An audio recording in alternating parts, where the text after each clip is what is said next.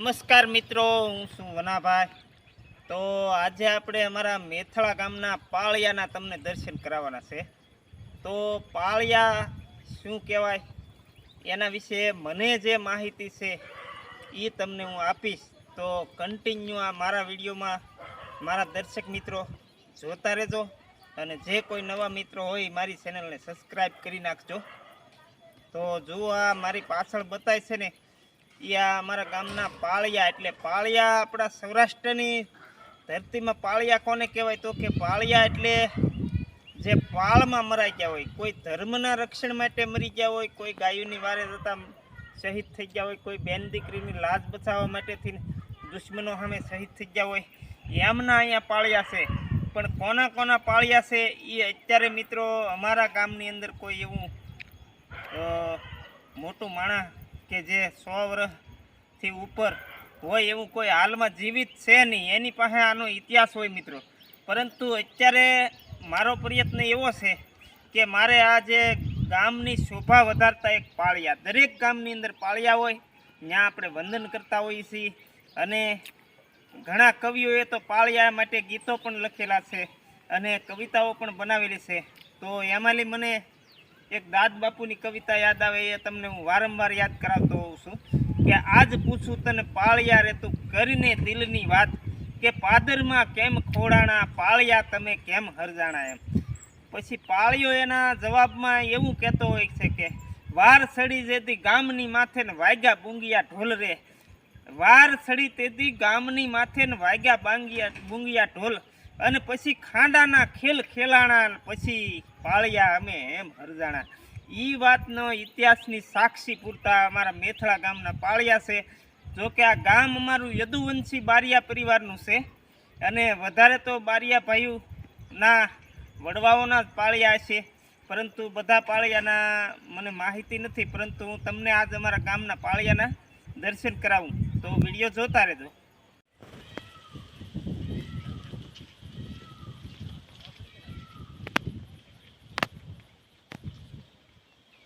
જો મિત્રો, આ બધા એમ કહેવાય કે પાળિયા એટલે અમારે અહીંયા ઉર્ધન દાદા એમ કે, અને આ પાળિયાને એના પરિવારજનો નમન કરવા માટે આવતા હોય છે. કોઈ શ્રીફળની માનતા રાખતા હોય, કોઈ ખીરની માનતા રાખતા હોય.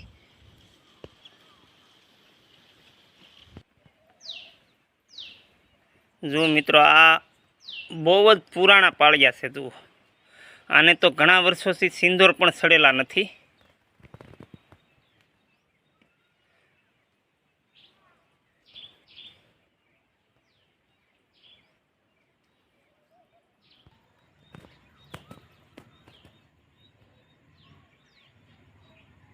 જો આ એક માતાજીનો એટલે કે સતીમાં, જે યુદ્ધની અંદર અથવા તો કોઈ ધર્મના રક્ષણ માટે જે શહીદ થઈ ગઈ હોય દીકરી અથવા તો માતાજી, એમનો પાળિયો છે. એનો પાળિયાની અંદર હાથ જ કોતરવામાં આવે અને માથે ચૂંદડી ચડાવવામાં આવે. અને જે પુરુષનો પાળિયો હોય એ શૂરવીરતામાં મરેલા હોય, એના ઘોડા ઉપર હોય છે. તો દરેક છે ને આ બધા ઘોડા ઉપર બેસાડીને પાળિયા કોતરેલા છે.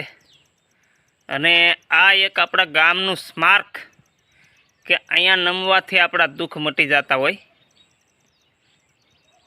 અને ઘણા બધા પાળિયા છે, પરંતુ એનો ઇતિહાસ મને માહિતી નથી.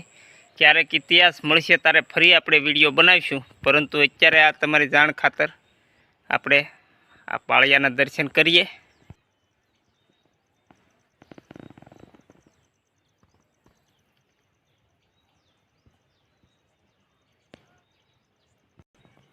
જો મિત્રો, આ છે એ પાળિયા છે. અને ઉપર છે ને આવી રીતે એમના પરિવારજનોએ, જે એમના કુળના વારસદારો હોય, એમણે આ દાદાની માથે આવી રીતે પતરાનો શેડ બનાવેલો છે. અને સરસ મજાનો ઓટલો પણ છે. જો આ બધા જૂના પુરાણા છે, કે આને હમણાંથી સિંદૂર પણ સડેલો નથી. કોના દાદા હોય એ મને ખ્યાલ નથી મિત્રો, પરંતુ અમારા ગામની અંદર ઓછામાં ઓછા 100 થી 150 જેટલા પાળિયા આ અમારા શિવ મંદિરની આગળ, અને શરૂઆતમાં અમારું ગામ અહીંથી શરૂ થયું છે. જુઓ તમે,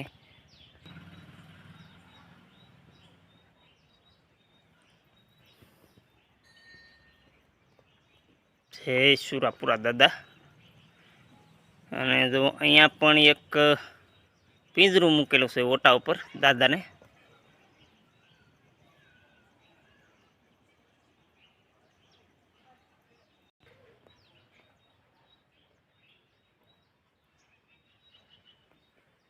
જો આવી રીતે ઓટા બનાવેલા છે.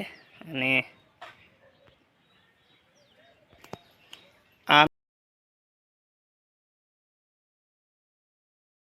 આ છે ગીગા દાદા સાખટ પરિવારના. અને અહીંયા સરસ મજાનો હોલ બને છે દાદાના પરિવારજનો તરફથી. અને એમનું મંડળું એટલે કે આ સાખટ પરિવારમાંથી છે. જે મને ખ્યાલ છે એ તમને હું વાત કરું. એના દર્શન કરાવ્યા.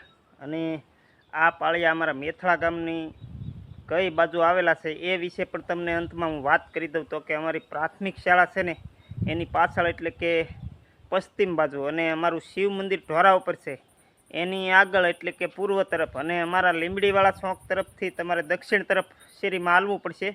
અને ત્યાં આ એક જ હારમાં એક જ હરોળમાં 100 થી 150 અમારા પાળિયા અહીંયા ખોડાણેલા છે. કોઈ શૂરવીરતામાં મરેલા, કોઈ ગયુંના રક્ષણ માટે મરેલા, કોઈ બેન દીકરીના રક્ષણ માટે, કોઈ પછી જમીનના રક્ષણ માટે, કોઈ ધર્મના રક્ષણ માટે અને હક અધિકાર માટે લડીને અહીંયા શહીદ થયેલા હોય એના પાળિયા છે. મિત્રો એકવાર ચોક્કસ દર્શન કરજો. મારો વિડીયો જોયો તો આપણે અહીંયા આ પાળિયાનો વિડીયો સંપૂર્ણપણે અહીંયા પૂરો કરી દઈએ મિત્રો. હવે ફરી મળીશું આવતા વિડીયોમાં. અત્યારે સૌને નમસ્કાર, સીતારામ.